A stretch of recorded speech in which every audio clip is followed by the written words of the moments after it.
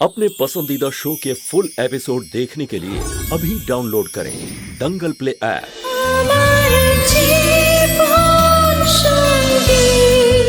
লক্ষণ, হ্যাঁ এ নাও বাবা। হ্যাঁ মা হুম। আজকে আমার দুটো বন্ধু আমার সাথে দেখা করতে আসবে, তাই আমি কি ওদের ডাকতে পারি? কেন বলবে না, কিন্তু তার আগে তুমি খেয়ে নাও যাতে তুমি ওদের সঙ্গে গল্প করতে পারো। বাকি সব আমি সামলে নেব। হ্যাঁ মা। লক্ষণ, হুম বাবা সুন্দর আর ইমারতি কবে ফিরবে ইমারতির বাপের বাড়ি থেকে? জানি না মা, বৌদির মায়ের শরীরটা খারাপ আর দোকানে অনেক কাজ জমে আছে। এদিকে সুন্দর দাদা নেই। সুন্দরকে তো সঙ্গে যেতেই হতো। মা কিন্তু আমি যে একা হয়ে গেছি আর ভেদের কাছ থেকেও কোনো সাহায্য চাইতে পারবো না। অলরেডি ওর লাইফে এত প্রবলেম চলছে। একটা কাজ কর বাবা, তুই দোকানে যা, সবার খাওয়া হয়ে গেলে তারপর আমি দোকানে যাচ্ছি। মা আমি বরং চা বানিয়ে আনছি। ঠিক আছে।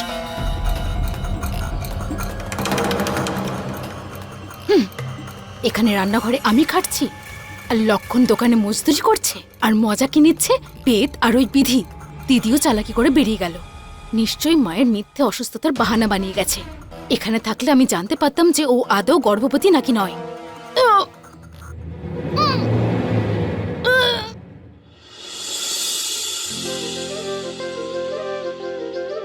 সাবধানে খাও। মা আরে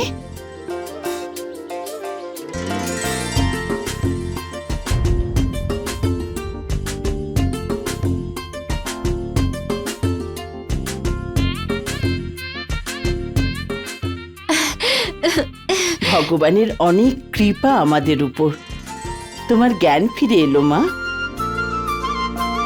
দেখো না, দিব্যা তোমার পছন্দের খাবার বানিয়েছে, লুচি ভাজা।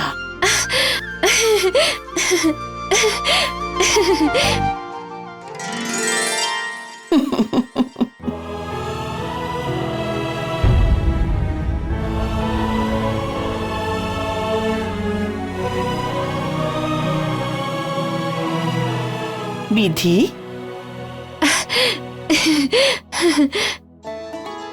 এসো মা, বসো, এখানে বসো।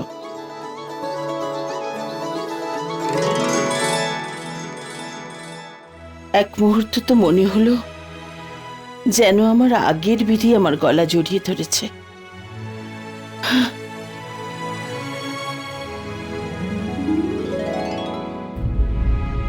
কিছু খাবে মা?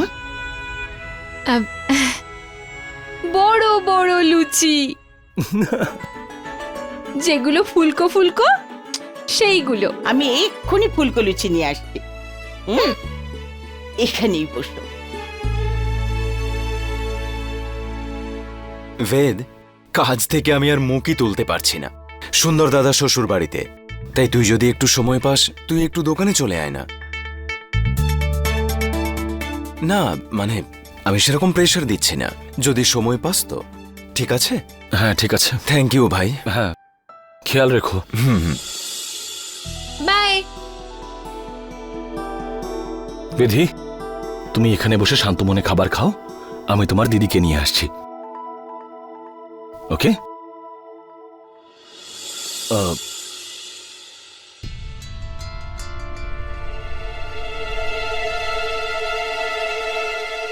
আরে দাঁড়াও দাঁড়াও, ছাড়ো এটা। এটা কি করছিলে তুমি? ওই উপরের বাথরুমে জল আসছিল না, তাই বলে তুমি বালতি তুলবে? দেখো তুমি এখন প্রেগনেন্ট, তোমাকে খেয়াল রাখতে হবে নিজের।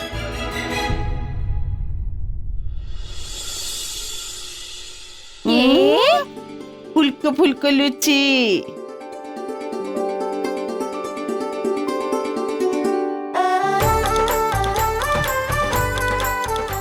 দিদি এসো না, স্নান করে আসছি। আপনি বিধির কাছে বসুন, আমি ধীরে ধীরে বালতিগুলো নিয়ে যাব। আবার সেই এক কথা।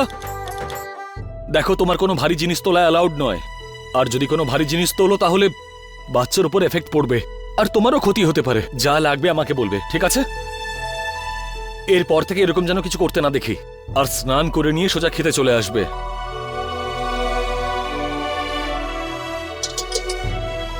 চলো, খাবার দাবারও সময় মতন খেতে হবে তোমায়। আস্তে চলো। বিধি,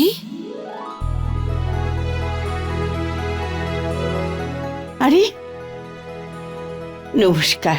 নমস্কার, আসুন না, আসুন এদিকে আসুন। কেমন আছিস মা? মা,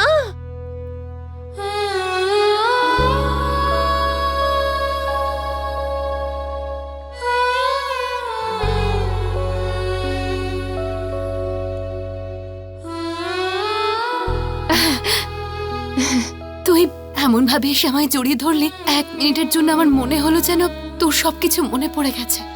তুই সুস্থ হয়ে গেছিস। একটু আগে যখন আমাকে জড়িয়ে ধরলো তখন আমারও এরকম মনে হলো যেন আমার আগের বিধি আমায় গলা জড়িয়ে ধরলো। কে ঠিক হয়ে গেছে? কার সবকিছু মনে পড়েছে? না, আসলে আমার মনে হলো যে তুই এভাবে খাবার ছেড়ে কি করে উঠে পড়লি, তাই না দিদি? হ্যাঁ হ্যাঁ মা, চলো চলো বসে খাবারটা শেষ করো, চলো। 1 মিনিট, 1 মিনিট, এটা তোর জন্য। এই নে। চকলেট?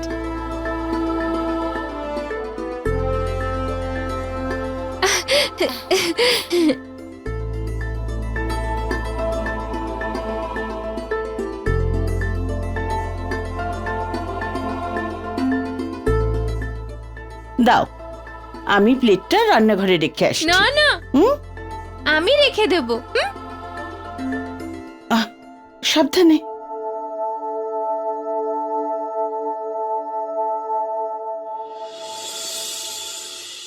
সত্যি কোমলকুলি যেন আমাদের জন্য আশীর্বাদ।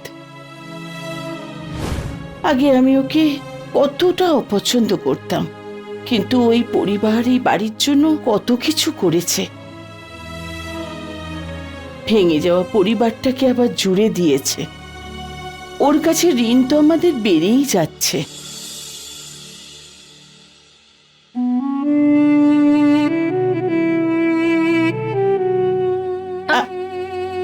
রেখে এসছো মা?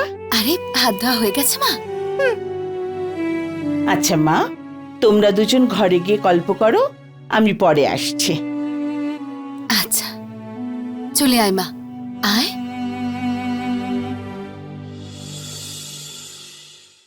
আরে মা, আমার চকলেট তো ওখানেই রয়ে গেল। কোনো ব্যাপার না, আমি এনে দেব। সত্যি বলতে কি, থ্যাঙ্ক কেউ গড তোরা খেয়ে দুজনে চলে নেবে। এসেছিস, কারণ আমার তো বাড়ি বসে পুরো মাথাটাই খারাপ হয়ে যাচ্ছিল। শুধু মাথাটাই নয়, শরীরটাও তো খারাপ করে রেখেছিস। যখন আমরা এলাম তখন দেখছি ও বমি করছে। আচ্ছা, একটা কথা বলতো, কোনো গুড নিউজ আছে বুঝি? আরে please, no no no no, কোনো গুড নিউজ কিছু নয়। তাছাড়াও এই বাড়িতে 2জন প্রেগনেন্ট লেডি অলরেডি আছে, আর আমি তো এখনো টেস্টও করাইনি, তাই এরকম কিছু নয়। আরে আমি তো শুনলাম তোর ওই পাগল জায়ের বাচ্চাটা ওই যমজ মেয়েটার গর্ভে দিয়ে দিয়েছে।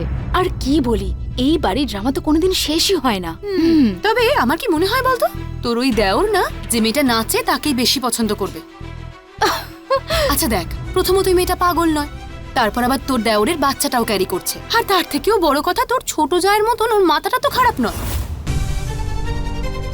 আরে তোরা শোন, আমার যে দেওর না, ও ভীষণ সাদাসিধে, এইসব কখনো ভাববেই না। ও তো বিধির জন্য একেবারে পাগল। আর আমার যে শাশুড়ি, সে তো বিধি ভক্ত। আর তাছাড়া কোমলকলি তো শুধুমাত্র নাচেই। এই বাড়িতে যদি আমার বোন পূজা আসতো, যাকে এই বাড়ির লোক কোনো গুরুত্বই দেয়নি। আরে ছেড়ে দে, ছেড়ে দে। তোর চা যদি ফিরে না আসতো, তাহলে তোর ওই দেওর ওই কমলকলির সাথেই বিয়ে করে নিত। তুইও না যা খুশি বলতে থাকিস, আর ও তো নাচে।